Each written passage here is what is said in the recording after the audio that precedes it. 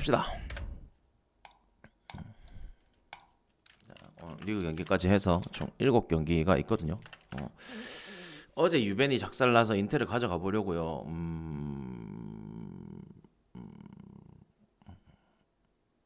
잠시만. 그 인텔을 가실 분들 손 잠시만 들어보자. 손. 나는 인텔을 무조건 갈 거다. 손.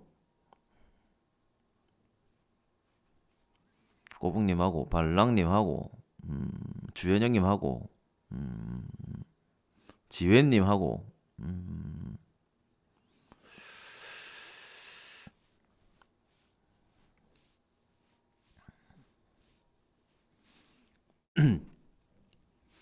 인텔을 안 가면 조합할 게 없어 보이던데 간호님은 또 그렇게 생각하시고 오늘 인테르 지면 세리에 다 사망 아닌가. 준일님 어제 그죠? 어제 아탈란타도 지고 유벤투스도 지고 그죠?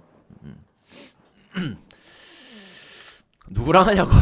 보데글림츠랑 합니다. 자 봅시다. 일단 카라바오하고 뉴캐슬 챔스부터 먼저 합시다.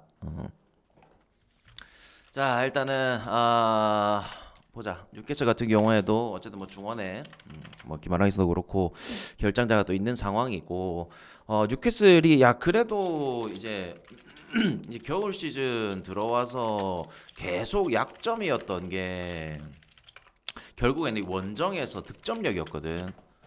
약점이었던 게 원정에서의 득점력이었는데 어쨌든 뭐 그때 토트넘 원정 가서도 그걸 극복해냈고 그 다음에 또 컵 경기에서도 빌라랑 붙어가지고 그걸 또 극복해냈고 어쨌든 지금 원정에서 이런 약점이었던 부분들 원정에서 득점력이 어쨌든 지금 다시 뭐 살아난 상황이고 아무래도 또 챔스다 보니까 또 이제 따지고 보면은 뉴캐슬 입장에서는 뭐 그래도 이제 나름 조금 뭐 한 체급 내진 한 체급 반 정도 내력이 좀 낮은 팀이랑 붙게 되다 보니까 조금은 그래도 낫지 않나 이런 생각은 또 들긴 한다.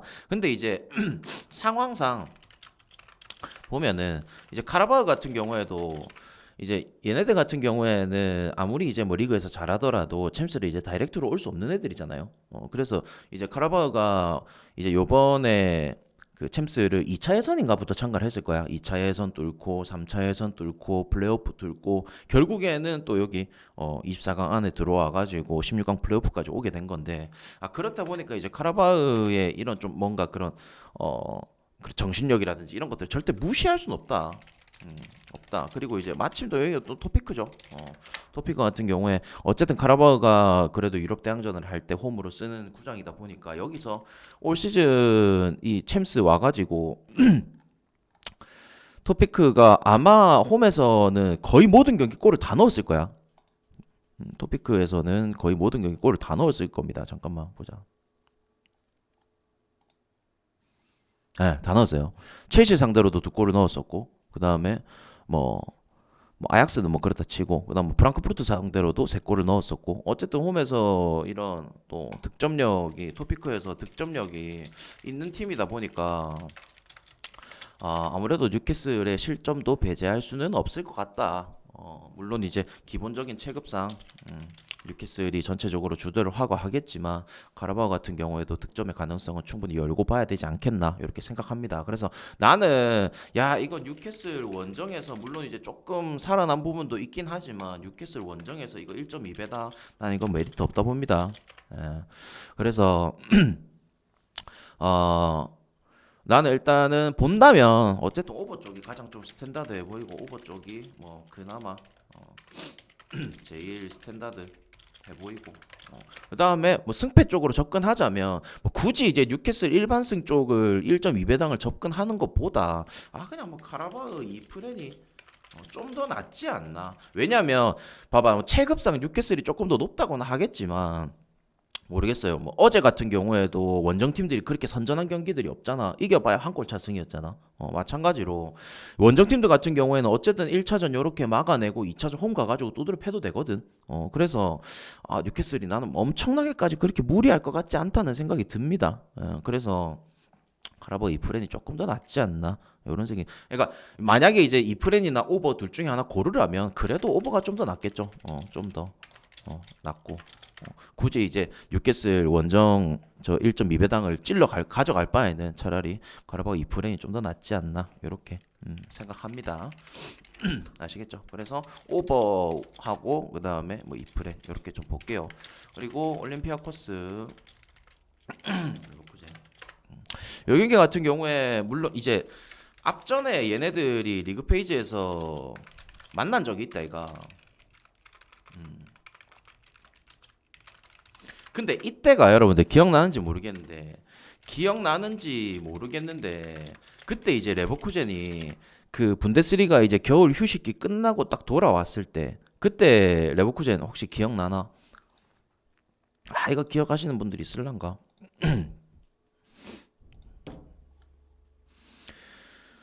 하나 1대5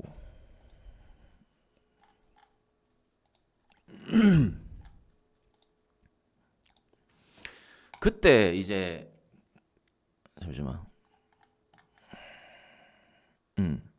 딱 이제 겨울 휴식기 끝내고 돌아와서 첫 번째 경기, 두 번째 경기, 세 번째 경기 레버쿠젠이 3패를 기록하던 때였어. 이 3패에 어쨌든 올림피아코스 맞대결도 있는 상황이고 근데 그 올림피아코스 전 경기 때 이제 그때 뭐 호펜하임하고 슈투트하고 이렇게 붙었었는데 한 골 5실점이었거든 2연패. 요런 상황에서 어쨌든 또 올림피아코스 원정을 가가지고 또 붙었는데 그때도 뭐 0대2로 깨졌죠. 그래서 그때 당시에 휴식기 끝내고 돌아왔을 때 어쨌든 전체적으로 좀 호흡도 잘 안 맞았었고 실점도 계속 많았었고 그래서 이때 당시에 이 3연패하고 1득점 7실점 해버리는 바람에 레버쿠젠이 생각보다 배당도 되게 많이 올라갔었고 역배받는 경기들도 있었고 그랬었습니다. 근데 지금은 좀 얘기가 좀 달라졌죠. 왜냐면은 최근에 어쨌든 좀 잘 풀어나가는 경기들도 있고 계속 지지 않는 득점도 계속 해나가는 그런 경기들을 좀 보여주고 있기 때문에 모르겠다 내 기준에서는 지난 맞대결에 대한 그런 뭐 스코어 나는 이거는 굳이 신뢰할 수 없다. 이렇게 또 생각이 됩니다. 어쨌든 레버쿠젠 같은 경우에도 최소 뭐 지지 않는 경기 정도는 해놔야 다음 경기 때 유리하기도 할 거고 그래서 저는 이 경기 레버쿠젠 프렘 볼게요. 하하 이게 관건인데 이거 참 애매하네요. 왜냐면 일단 첫 번째는 인테르가 그래도 이제 이번 챔스 와서 그 다음에 이제 뭐 리그 경기도 마찬가지고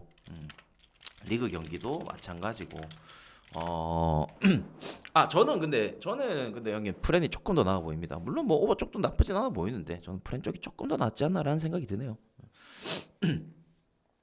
이번 챔스 와서 리그 경기도 마찬가지고 뭐 어지간하게 좀 체급 차이 나는 팀들은 그래도 또 다 잡아내고 있는 편이거든. 인테르가 이제 챔스 와서도 좀 무너지게 된 팀들이 대체적으로 좀 강팀들이었잖아. 강팀들을 상대로 좀 못 이기는 경기들을 했었는데 반대로 이제 어지간한 체급 차이가 나는 팀들 같은 경우에는 그래도 인테르가 다 잡아냈었거든. 근데 이게 내가 이 경기는 좀 확신이 안 가는 게 인테르 같은 경우에도 어쨌든 제가 올 시즌은 리그 페이지 이제 초반부터 이제 쭉 인테르 경기를 봐왔었지만 이게 내가 그 키브 감독의 그런 좀 뭐랄까 단점 내지는 뭐 약점 요런 걸로 좀 얘기를 했을 때 강팀다운 면모를 그러니까 강팀답게 경기 운영을 해야 되는데 좀 그런 것들이 좀 떨어진다. 그래서 솔직히 지금 원정이기도 하고 또 이 키브 감독의 이런 토너먼트 운영법 뭐 주구장창 강팀이라고 원정 홈 다 이기진 않을 거란 말이야. 그래서 이 토너먼트 운영법에 대한 것도 어느 정도 나는 좀 생각을 해야 되는데 이거에 대한 정보도 없어요. 정보도 없는 상황. 그리고 어쨌든 인테르 같은 경우에 지금 솔직히 홈, 원정 다 해가지고 어쨌든 올라갈 가능성은 솔직히 인테르가 거의 90% 아이가? 당연히 올라갈 거라고 나도 생각해. 근데 막상 이제 이 원정길에서 이 머나먼 원정길에서 이거를 뭐 쉽게 이겨낼 수 있을 것이냐. 그리고 막상 이제 보면은 뭐 보데글림트 같은 경우에도 뭐 맨시티도 잡아내고 그 다음에 뭐 꼬마 원정 가서도 잡아내고 이랬던 모습들이 또 있기 때문에 이거 절대 무시할 수는 없거든. 그리고 그때 뭐 맨시티전 때도 여러분들 보셔서 아시겠지만 되게 운영 자체를 잘했잖아. 블럭 내려 앉아가지고 수비하다가 CT 수비 깨지는 거 보고 올라가가지고 결국에는 크로스 해가지고 사이드에서 넣고 결국엔 이런 것들이 야 경기 운영 자체를 절대 무시할 수는 없을 것 같다. 그래서 만약에 보드가 좀 내려앉든 인테르가 맹공격을 하지 않든 어쨌든 요런 것들이 생각이 좀 들다 보니까 일단 3.5 준 건데 당연히 좀 언더는 좀 봐야 되지 않겠나 이런 생각을 했습니다. 그리고 이제 뭐 시티도 그렇고 꼬마도 그렇고 특히나 이제 시티전 때 시티가 그렇게 골을 많이 먹혔던 이유 중에 정말 큰 요소가 이 수비 밸런스를 안 지켰거든. 수비가 완전히 밸런스가 무너졌었죠. 근데 인테르 같은 경우에는 이제 그런 부분들을 분명히 좀 보완을 해서 올 거란 말이야. 그러면은 만약에 뭐 오백 라인들은 또 그 자리를 지키고 있다든지 이렇게 하면은 보대 같은 경우에도 공격 상황에서 겨우 뭐 두세 명 올라가는데 이거를 뭐 쉽게 메이드를 할 수 있을까 이런 생각도 좀 들었고 그래서 일단 저는 이 경기는 언더 쪽 보겠습니다. 언더 쪽. 언더 쪽. 그래서 언더 쪽 보고 이제 승패 같은 경우에는 야 솔직히 뭐 당연히 이제 인테르가 그래도 뭐 체급 차이 나는 애들 다 잡았는데 요런 생각이 또 들긴 하거든. 이런 생각이 좀 들긴 하는데 반대로 인테르가 뭐 생각보다 그렇게 공격적이지 않다면 그리고 야 이게 어쨌든 이 토너먼트 같은 경우에는 감독의 운영법이 굉장히 좀 중요한데 원정에서 그냥 어느 정도 뭐 한 골 차승 아니면은 그냥 뭐 무승부만 해도 충분히 홈에 가서 잡을 수 있는 애들이다 보니까 약간 좀 그렇게 접근을 한다면 모르겠다. 그리고 막 이제 또 한 가지 여러분들 그거 기억나요? 이거는 그냥 듣고 흘리세요. 이건 여러분들 그냥 듣고 흘리십시오.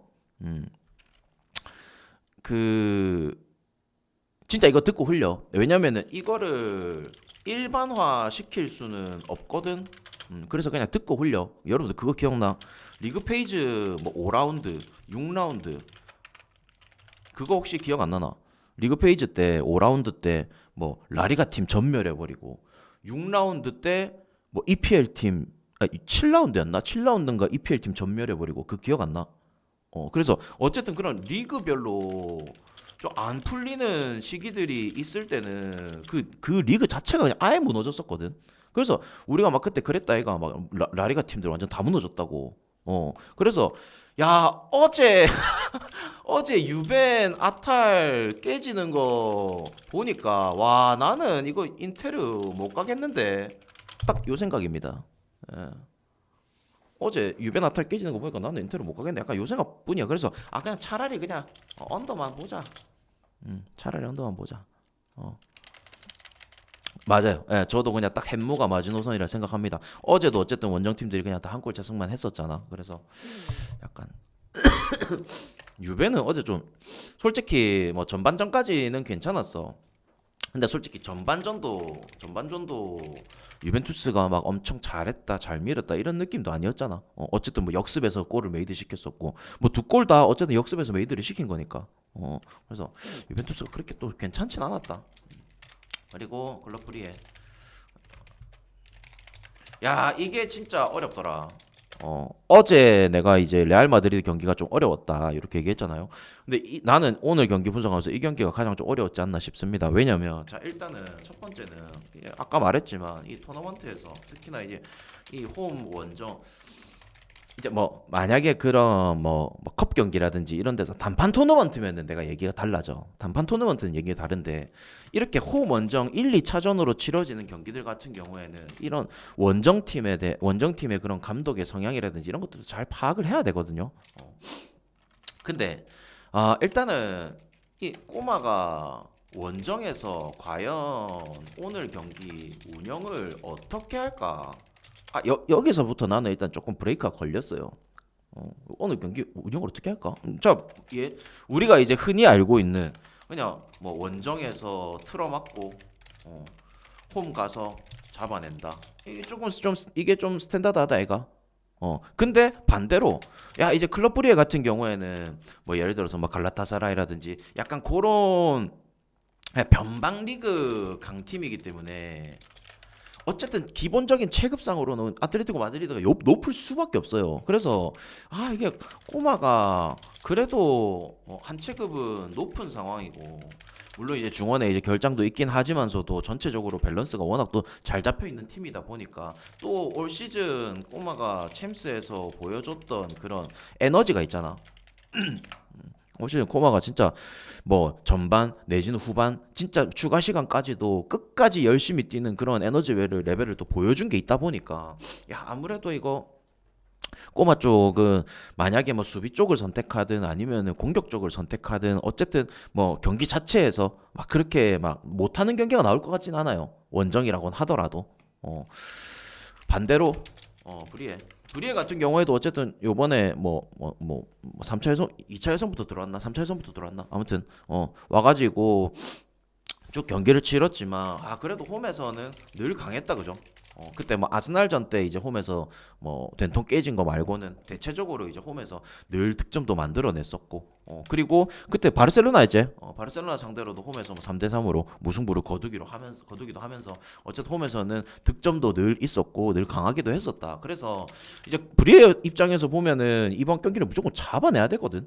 그래서 오히려 이제 어제 갈라타전처럼 어제 전체적인 뭐 퇴장 있기 전에도 전체적으로 갈라타가 분위기를 좀 만들어가고 주도하는 분위기였거든요.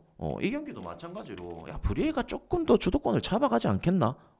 그리고 얘네들이 어쨌든 홈에서 이겨야 되는 경기다 보니까 아무래도 홈에서 더 몰아붙이지 않을까? 그래서 야 요런 것들을 또 생각하고 그 다음에 전체적으로 이제 양 팀이 올 시즌 이제 챔스 와서 워낙 이제 이 다득점 경기들을 해왔다 보니까 그냥 정말 스탠다드한 그런 선택지는 오버밖에 없는 것 같아요. 오버. 솔직히 승패적으로는 어려운 것 같습니다.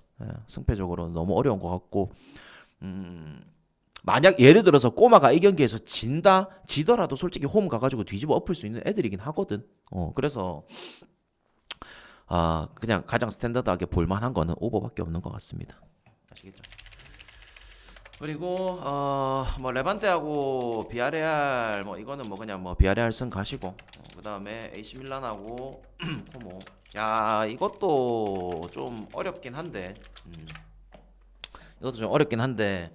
아무래도 이제 요거 같은 경우에는 여러분들 그 올림픽 이제 개최 문제 때문에 올림픽 개최식을 산시로에서 했거든요. AC 밀란 홈 경기 홈구장. 그래서 이제 그거 때문에 이제 조금 연기가 돼가지고 경기 치르는 거고 그 밀란이 뭐 지난 맞대결 때도 코모 상대로 3대1로 이겼었잖아.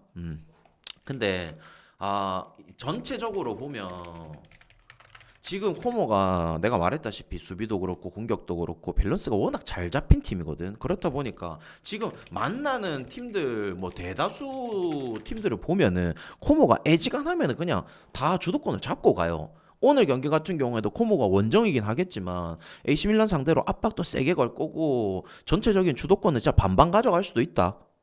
그러면서 코모도 물론 최근에 이제 뭐 컵 경기도 치르고 그 다음에 뭐 리그 경기에서도 피오렌티나가 붙어가지고 지기도 하고 조금 아쉬운 부분들이 있긴 했지만 그래도 원정 가가지고는 어쨌든 조금 더 안정적인 부분을 선택을 할 거고 그리고 이제 지난 맞대결 때 얘네 둘 맞대결에서 라비오가 또 두 골을 넣었었는데 또 라비오도 오늘 경기 출전을 못하기도 하고 그렇다 보니까 야 나는 이 경기 코모가 그냥 최소 그냥 무승부 정도는 해주지 않겠나. 이런 생각은 드는데 이제 여러분들도 아시다시피 내가 이제 직전 경기 때 초친 애들, 그러니까 예를 들어서 뭐 어제 뭐 PSG도 마찬가지고 그 다음에 뭐 코모 같은 경우에도 뭐 직전 경기 때 피오렌티나 졌잖아. 그래서 직전 경기 때 초친 애들을 그냥 어지간하면 되도록이면 좀 안 잡는 편이긴 해. 되도록이면 좀 안 잡는 편이긴 한데 그래도 이 경기를 전체적인 뭐 밸런스라든지 이런 거를 봤을 때 물론 이제 AC 밀란도 굉장히 좀 잘 하고는 있지만 지금 또 뭐 또 1등 싸움을 하고 있는 상황이긴 하지만 나는 그래도 코모가 좀 지지 않는 경기 정도는 해주지 않을까라고 생각이 들고 그래서 뭐 코모 뭐 프렌도 뭐 나쁘지 않아 보이고 근데 이제 반대로 이제 밀란이 어쨌든 코모 상대로는 워낙 이제 또 상대 전적에서도 유리하고 그다음에 올 시즌 맞대결에서도 3대1로 잡아내기도 했고 그다음 뭐 홈이라는 점 그다음에 지금 상위권 경쟁 하고 있고 그다음에 뭐 최근에 이제 계속 뭐 좋은 행보를 이어가고 있다는 점 이렇게 생각했을 때 뭐 오버 쪽도 충분히 괜찮아 보이긴 한다.